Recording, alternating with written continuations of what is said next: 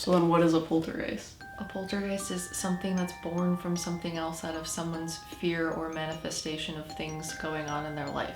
Well, they're telling me things about anime.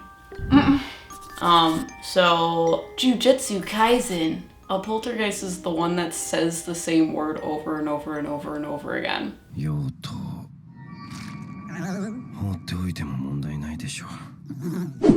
Because they don't have enough energy to make complete sentences. Correct.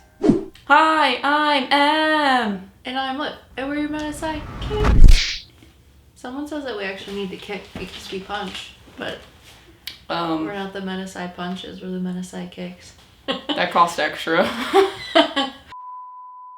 We're talking about poltergeists. I think in one of our listener stories, people like to tell us about poltergeists. And Liv and I always are unsure what they mean because people have a lot of different beliefs of what a poltergeist actually is. So we decided to, actually talk to them.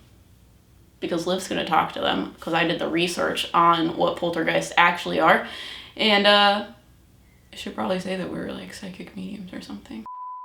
So one of us did all of the research, and then the other person is going to play psychic chicken and just talk to poltergeists themselves, which will be interesting because I did the research and I'm still unsure what a poltergeist is. That's like when I did research on demons. Yeah. I am still unsure about everything. I still think you probably had a better idea of what a demon was versus a poltergeist than I have now. Wow. So Liv's gonna write stuff down in talk to poltergeist. As I write, noisy ghost. I'm a ghost, a spooky ghost. And then I'm gonna get into the backstory or the research of poltergeists. I just want to be a spooky ghost. Well, where I'm gonna get this information from is there's this one to the left of me, and it looks like the human manifestation of the little dog ghost from The Nightmare Before Christmas. Okay. Like it has the same sort of shape. And then on my right hand side there's this old guy that looks like a zombie, and I'm like, you're scary, I don't want to talk to you. I'm gonna talk to the weird funny ghost man instead. Is he a poltergeist? Yes. But he looks very human. He like takes his head off and it makes this gross ripping sound, and he like juggles it for a second while maniacally laughing. He smells bad too. Like jelly bean. Jelly bean's breath. He smells like meat breath. Meat breath. Yeah. Or there are poltergeists? Yes. But it's like, are there people? And you're like, well, yes. And then you just call a poltergeist a different type of like person. What? So I think there are poltergeists, but I think there's two types of poltergeists. Okay. The one that's on my left tells me that they're like, they started as good things that are supposed to be helpful or make people think about stuff in a more like retrospective way. But some of the spirits, according to this little like ghost thingy standing to the left of me, says that they kind of get sucked in by the person's energy and it changes them into the quintessential poltergeist. Now, the thing on the right looks more human and he's male, like masculine type thing. And I know in our Conjuring video, I think it's our Conjuring video, Em talks about how she wants to become like, what is it? Who's the guy who just like is there? The duty head? The duty head. Em wants to become a duty head. And the dude on the right of me is like, I'm a duty head. So it's almost like you as a person or as a soul split off to become this sort of noisy ghost that causes problems just because they can. And that's kind of what the guy on the right hand side of me is telling me. But so I wrote down things specifically. I drew a picture of the dude on the left hand side of me who's like spiritual thingy. Oh, you like my pink picture? So the first thing that they made me write was misfits and then hearts. And they put good hearts, which turned bad, and which is the word in which they're being facetious about. And I put, lol, are you guys from a witch? And they showed me that hauntings weren't necessarily a thing per se like a really, really, really, really, really long time ago, because it's also something that I've been thinking about, because people have brought to our attention, like, what is it going to be like when things are haunted? Are you going to see like a kid rolling down the street on one of those like Razor scooters with the flashy lights, but this is in like 3020 and Razor scooters haven't been around for 100 years, instead of seeing people in like Victorian clothing? Anyways, I put from a witch, what are you talking about? And they had me write lore or more, which was my question.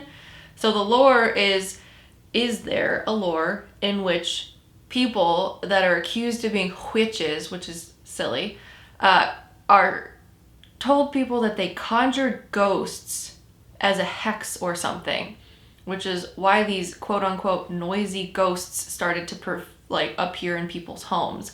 But really, is it that a witch is conjuring something?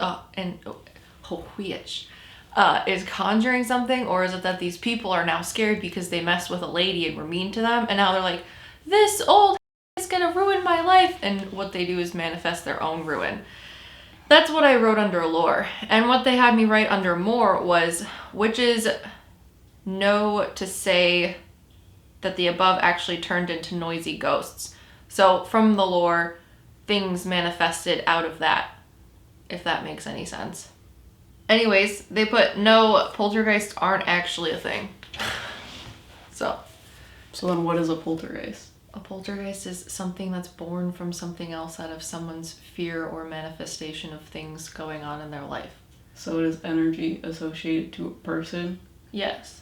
Well, see, that's where it freaks me out though, because this dude on the left, this white ghost, tells me that he's almost like, he's different from the dude on the right. The dude on the right is like, I'm a soul and I decided to be an asshole. So he is a poltergeist type thing. He's like, I have my reasons to be annoying. But then this one on the other side says that it's more like something that manifests. But I'm confused because there's two things that feel entirely different. That one feels very grounded and this one does not. This one feels almost like a spirit guide type thing. Because there's two different ideas of poltergeist. Ah. Because this one is not scary and that one is scary. But then this guy, the spiritual one on this side, is like talking about how certain spiritual entities can turn into poltergeists because they get sucked into the energy of the person they're assigned to. Assigned? Yeah. I don't know what you're talking to. I don't see them. That's okay. Well, I'm trying to figure out what you're talking about. Because you're like It's not confusing. talking about it. Because you're like, there's two people here and this guy's scary and this guy is not. Mm-hmm. So then what is a poltergeist? It's not just one answer. It's something that can manifest from something, but it's also an energy that's already there of some spiritual nature that can turn into something else because of the energy around the person that they're associated with. So why are they associated to people? Just how humans are supposed to learn certain lessons while they're alive, certain spirits are supposed to learn certain lessons about people. Wait, are they aspects of this person? That's what I'm trying to get out of you. Ah. Like, is this the manifestation of people's fear? Of people's other things? Like, what is it? It's both things. Mm-hmm. I feel like the spiritual energy that this weird friendly ghost is talking about is like aspects of people. So I know that poltergeist people will say are actually just the physical manifestation of like a teenage girl and her angst. I don't think it's necessarily I think there's like more spiritualness to that, because I've always thought that's an interesting hypothesis that probably could maybe not be wrong, but I don't know. It also seems very far-fetched. That is stuff that I talk about. But the spiritual aspect of it is cooler. It's almost like it really is I don't know. It's a lot. It seems weird. So, what she was telling me off camera, because she still has not said it. We went to the Bel Air house, so check out that video. But she was telling me about how she doesn't think things are haunted in the way that people think things are haunted. Like flip upside down, throw things across the room type of haunted.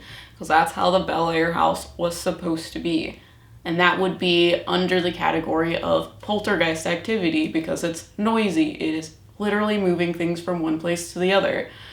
So, the thing that is in the Bel Air house is not a human soul necessarily. It's usually seen more as like the manifestations of people's fears. But it's interesting because the things in the Bel Air house are still associated to different things within the Bel Air house. But because people come in with their scared energy, it gives them energy to do poltergeist activity. So, with the Bel Air house, for example, the rosary that was above the door is very, like, it has a lot of dark energy in it. So if you go in there and you're scared, because this house doesn't have a lot of, like, energy, it feels very hollow as a psychic medium. So if something were to happen in a poltergeisty type of way where things are moving or you hear sounds and stuff like that, they need energy in order to do that. So if you go in there and you're scared, you're giving this thing energy in order to cause this poltergeist activity. But these things they can only haunt things if they have the energy from the scared people going in there. So if you go in there and you're not scared, nothing's going to happen. Which is what happened to us. Yeah, I don't think the Bel Air house is haunted. I just think people are haunted. So. And that would be associated to a poltergeist. The manifestation of people's fears. It is their energy being presented to things associated to the place that they're in to cause activity. Is that what you're saying? Mm-hmm. Okay. But this thing's getting into like parallel universes and like different dimensions and like seeing yourself once you die, but technically you're still alive because time means nothing, and it's freaking me out. So I'm just gonna ignore that. Well, are you talking about your future self seeing the ghost of your past?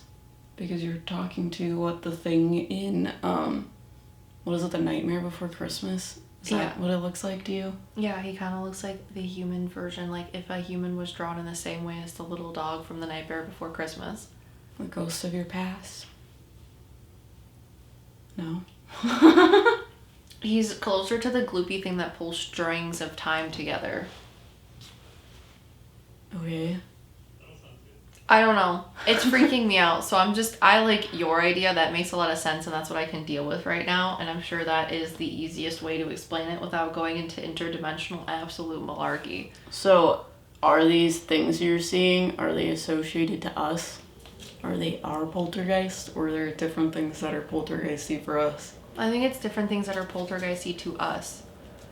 Okay, then what is that? Well, for me, I always think that hauntings aren't you manifesting things to create a haunting. I think a haunting is people are in the house and for one reason or another they have ways of expressing it, which is... You mean like souls are in the house? Yes, okay. Which is this dude over here, the duty head. He's an actual soul, but he doesn't belong to the house. He's just there to cause mischief and trouble because he can. But is he like a dark entity? No, he's a human soul. I don't think he's turned into a dark entity like the thing in Alcatraz, but he just thinks that it's funny to mess with people and be scary because when he was alive, he was scary. Okay, so if we were to go to the Conjuring house and we weren't scared, you think things would move in the Conjuring house? I think we would talk to the human souls just like we did to Bel Air. Okay, my spirit guides are explaining there's a difference between a dark entity and a poltergeist. Yeah. And it's not like this is a human soul that is now a dark entity type of thing.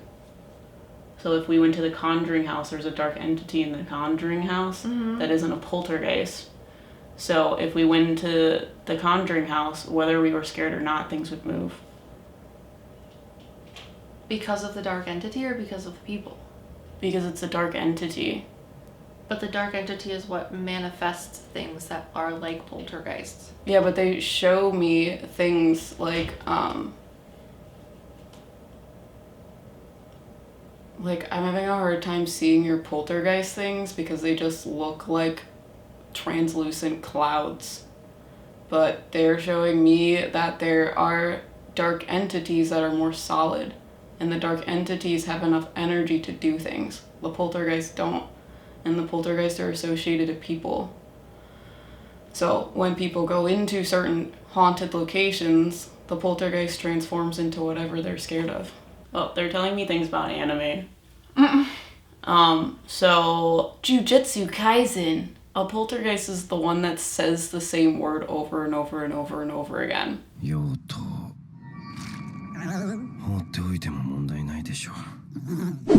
Because they don't have enough energy to make complete sentences. Correct. And the dark entities are the ones that talk freaking backwards.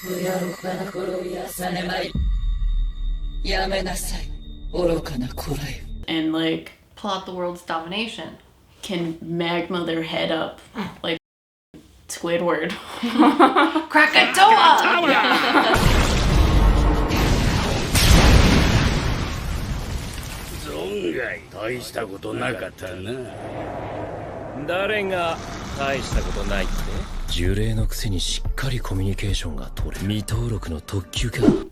Because he's like, there's a big conglomeration of people who are afraid of it versus your own energy causing it.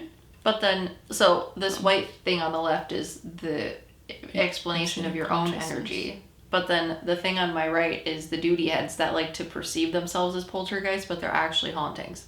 Like the not cool hauntings that I don't like. Okay, so the things in the Bel Air house,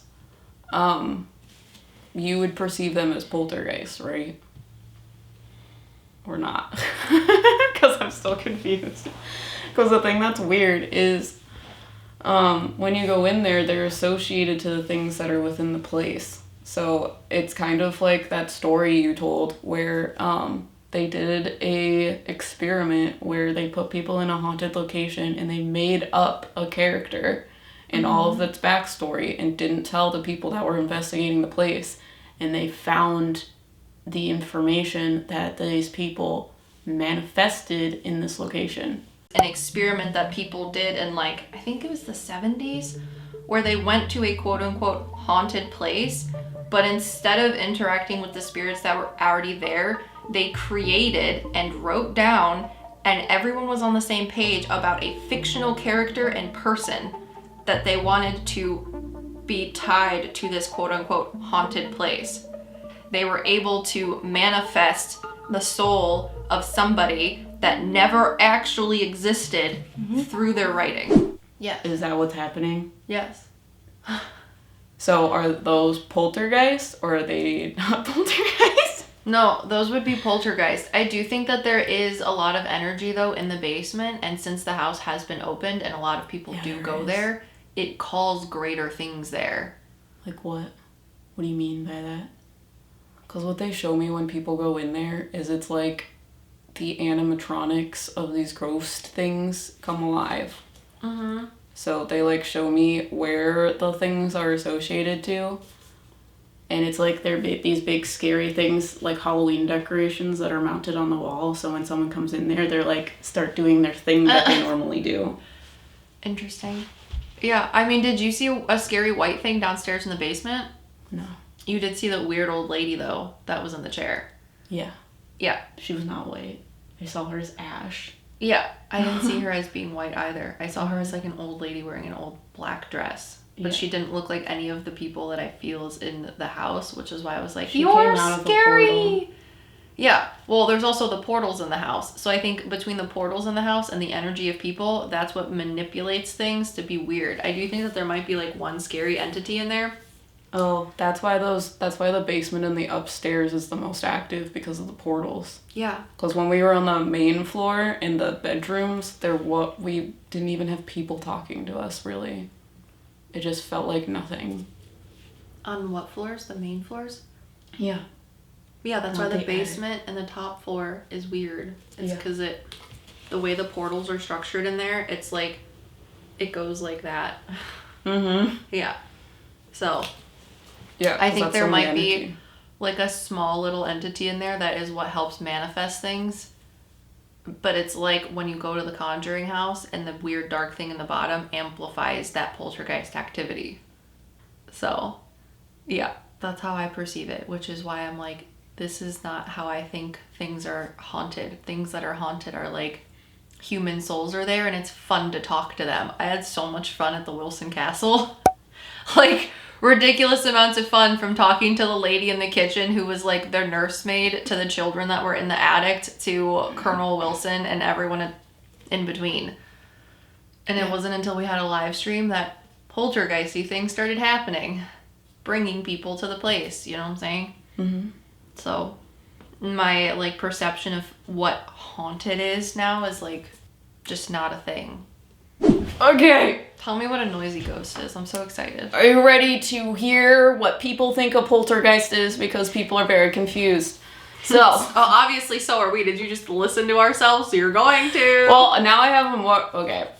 After talking to you, I have a better perception of what a poltergeist is. Because really? I still think that it's a manifestation. Because I have preconceived notions of it, which is one of the reasons why I can't talk to them. Because I'm like, the people tell me what you are. I know what you are. So they are, our conclusion as psychic mediums of what a poltergeist is it is a manifestation of people's energy or fear. And it can be energy because it can be in a positive manner or a negative one. Got you. And That's the what you're line saying. between poltergeists and dark entities Yeah. is that one can manipulate your energy to supercharge your poltergeist activity. Whereas the poltergeist is just you. Because, yeah, the way before we talked, before I did research, my perception of what a poltergeist is something that does not have a consciousness, that is just a manifestation of energy from a certain person that is trying to suppress their emotions in some way, shape, or form. And they are usually going through some sort of trauma, and that causes this energy to be expressed outwardly. Whether they know it or not. That's my perception of what a poltergeist is before doing the research, but let's get into it. So, a lot of people don't believe that a poltergeist is considered a noisy ghost because we literally had a listener story where we talk about poltergeist, and I had someone in the comments basically be like, a poltergeist is not a noisy ghost. However, let me tell you how you're wrong, because the word poltergeist is actually German, and the first part of it that says poltern actually means noisy or rumbling, and then Geist means ghost. So the word literally means noisy ghost. And that is what these spirits are perceived to do. They are perceived to cause a ruckus, noise, that type of thing. Most claims of poltergeist show them as being capable of pinching, biting, hitting, and tripping people. They're also depicted as being capable of movement or levitation of objects, such as furniture, cutlery. I like how they put some specifics, like knives being thrown at your head, but it's fine. Or noises such as knocking on doors, footsteps, that type of thing. They also associate it to foul smells and also spontaneous fires and electrical issues. This sounds like a normal run-of-your-mill toddler. Foul smells, pinching, biting, scratching, throwing things, noises, tantrums, and lighting things on fire. That's one of the theories that it's not real and it's all pretend type of thing. So this is actually your inner child coming trickery. out. Your inner child, your shadow work. Just I'm listen. sorry, I just want to listen. start conspiracies. So traditionally, a poltergeist is actually associated to one specific person versus a location. So that is one of the differences between a spirit or a ghost and a poltergeist, is that they haunt a single person. And generally, the consensus is that it haunts preteen female children. So they're what is it? Ageist and sexist? Yeah, I wrote down, it is thought traditionally that preteen girls are most affected for sexist reasons. For sexist reasons. This is what the paranormal community thinks a poltergeist is. Mm-hmm. So there are 2 ideas, maybe 3 ideas of what a poltergeist could possibly be. And it is one of the things that I've described to you, which is a manifestation of people's psychokinetic energy. So when you are under a lot of stress, you are manifesting or pushing out your energy in a subconscious manner. So what it was explained to me is it's usually someone that is a little bit sensitive, or like a psychic medium or a psychic, something like that, and they like suppress their energy. And because they're suppressing their energy, it is creating this like compression inside of them, and they subconsciously are pushing their energy outwardly. Now, if you put someone like that in a stressful situation, like in a traumatic situation, that type of thing, then their energy becomes outwardly expressed in a negative manner. So that is why it becomes this poltergeist activity, and it's why they are associated to female people generally, because mediumship a lot of times is also associated to female people, sensitive people.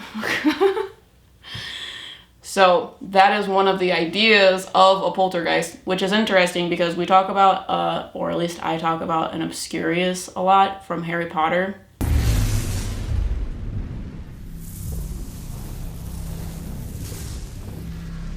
Obscurus.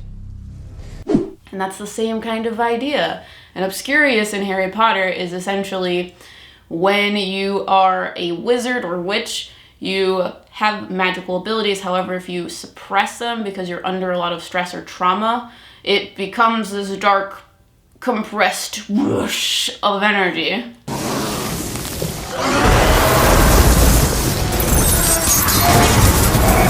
I like that sound effect. Poltergeist. It's the same concept, which I'm like pretty sure that they got from the idea of a poltergeist, but it's that kind of concept in the same manner. So the poltergeist activity is not a conscious entity or being. It is just a manifestation of psychokinetic energy from the person that is associated or affiliated to it. That's one way of thinking about it. Now, the other way, many people believe that spirits of the dead are responsible for poltergeist activity. So this probably goes into what this the word... broham over here! Yeah, it probably goes into what people think the word is, because it's noisy ghost. Poltergeist, these like mindless things, are not the only thing moving things around. There's also people moving things around. Like this guy over here, the duty head. So, is that poltergeist activity or not? Not the same as the duty head from the Conjuring house. He's very different. He's just here to talk about his story. Yeah, so from my... Without going into the research, my perception of the difference between a spirit and a poltergeist is a poltergeist is associated to one person, is associated to someone's energy, versus being associated to a land or building, that type of thing. And then the other, like, separation between it is there's a, like, non-conscious being, or, like, someone that doesn't have, like, that big solid energy, it's very flowy, versus an entity that is more solid, that has the conscious form of energy. So that's the, like, separations thus far. However, there are people that believe the duty head is also a poltergeist because they can't necessarily see the difference. They just see things being thrown across the room. Poltergeist activity, it usually starts out with small inconveniences. So if you ever watched Paranormal Activity, they usually have a certain flow of activity. It starts off very small and then starts getting scary and serious. That is usually how poltergeist activity is portrayed, if you will. However, poltergeist activity, the thing that is different again between poltergeist and non-poltergeist entities, if you will, is that poltergeist activity usually is temporary. It happens for a few months to possibly a few years, and then it stops because they don't have any more energy to haunt you with. So there are examples of this.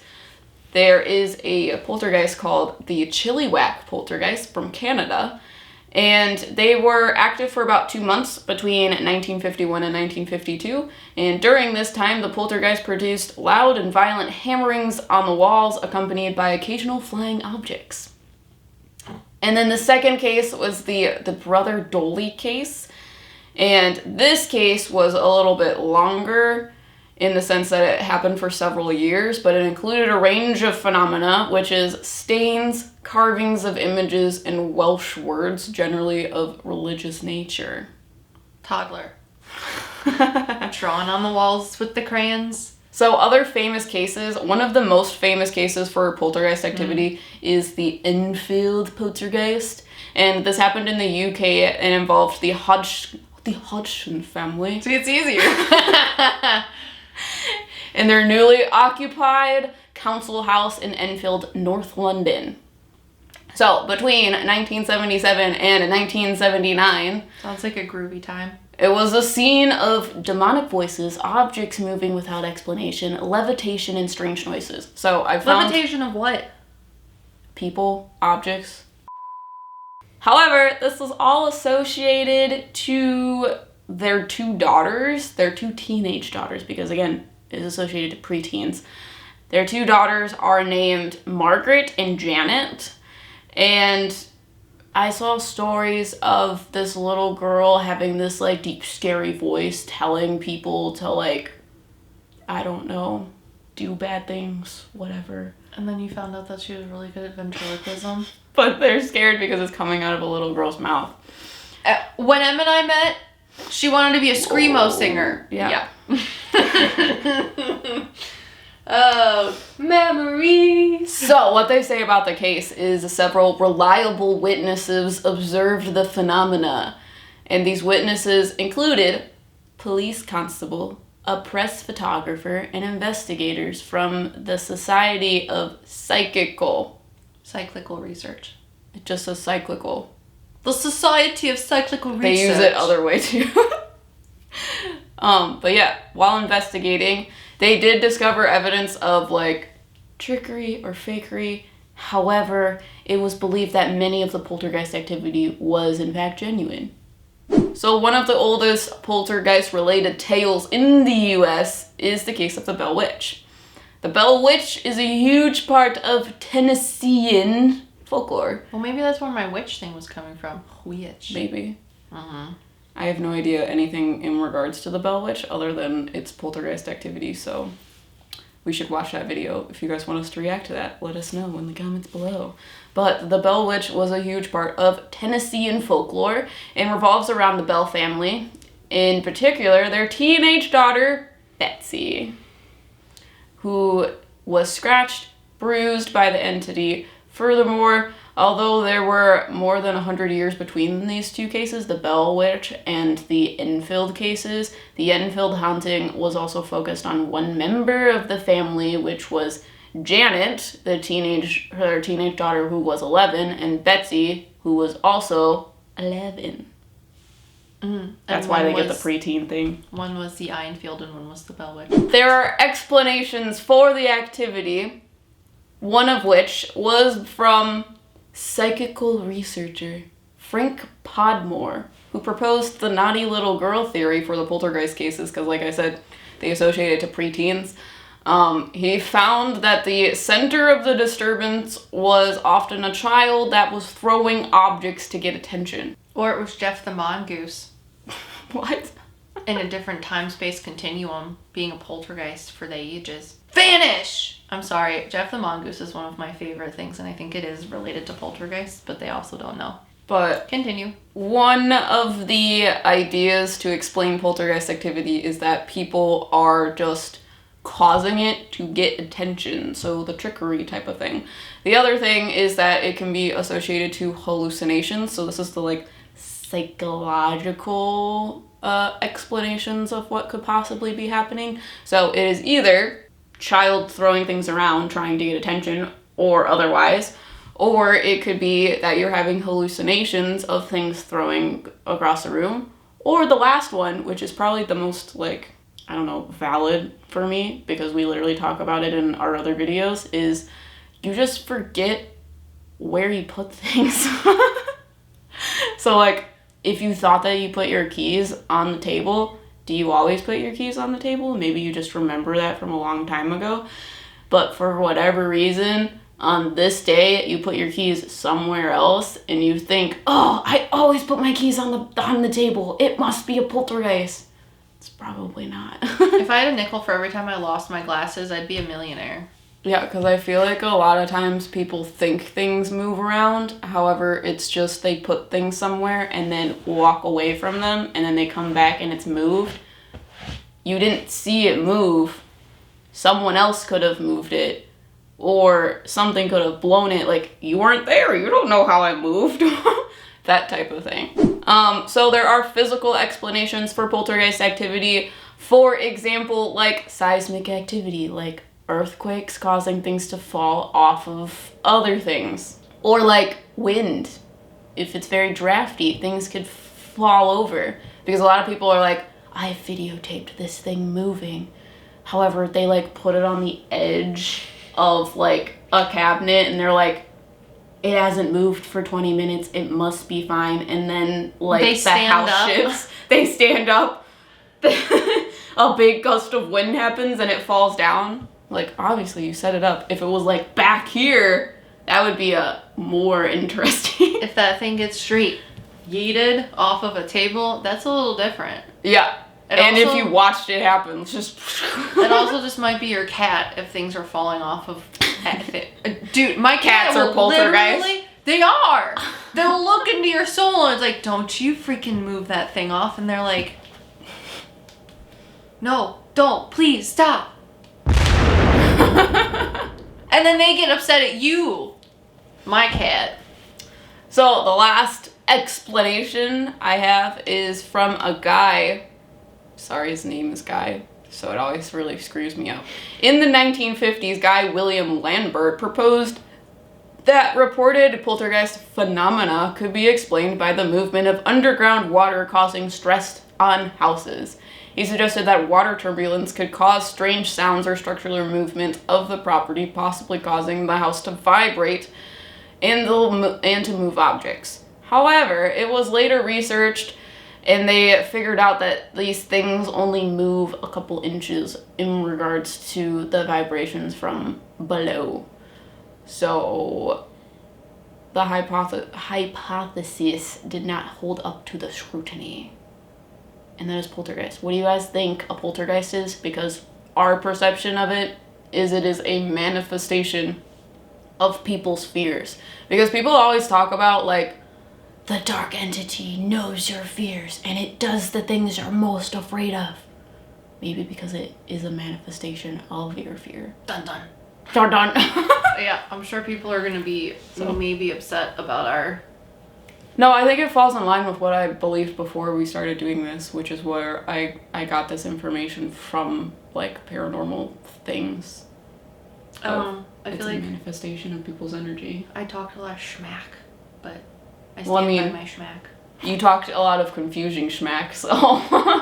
Yeah, and I'm not gonna say it wasn't confusing. Mm-hmm. Final answer, manifestation of your own problems. Not actually haunted. Or is whether you're a teenage girl or not. Yeah, it's just weird because it's associated to locations, you know? The poltergeist things that you talk about, like in the Bel Air house. Like that wouldn't happen if I like walked into, I don't know, the grocery store. I'm not gonna be talking to little blonde Emily demon thing that looks like her. Oh no, I don't think Emily's a demon though. Oh. Yeah, but there's a demon in there. Well, yeah, but that's the thing that's helping manifest your poltergeisty things. And if these people already would to go into a normal place by themselves and have things happen, this thing's going to amplify it 8 times more, which is why actual Emily was telling me about how she's like, I try to get the people to stay away from the scary man, but they think I'm scary too. So, well, the thing is, though, is that it's not specific to the Bel Air house location. What it is that the... like the reason that place that wasn't haunted in the thing that I was telling you about became haunted is because people associated it at that specific location. The people did it. Same thing with the Bel Air. The people are associating it with the location. I'm sure if I bought that house and fixed it up, I could live there every day and it would be fine. Yeah. So what do you guys think? What is a poltergeist? Let us know down below. And if you have suggestions of other content we should film, let us know down there as well. However, if you like this content, make sure you subscribe, hit that notification bell, and we'll see you guys in the next one. Thanks to our fabulous patrons. We are your Meta PsycKicks. I got my... Yeah. Socks. I don't know, when you talk about dark entities, you make it seem like they don't exist. Like they wouldn't exist if we weren't scared. But that's what I'm confused about. Because I'm like, there are definitely solid beings down there because we need the dark parts of things down there. Yeah. But I don't think I'm manifesting demons. So there's a difference. Yeah, but what if we are just manifestations of a higher being?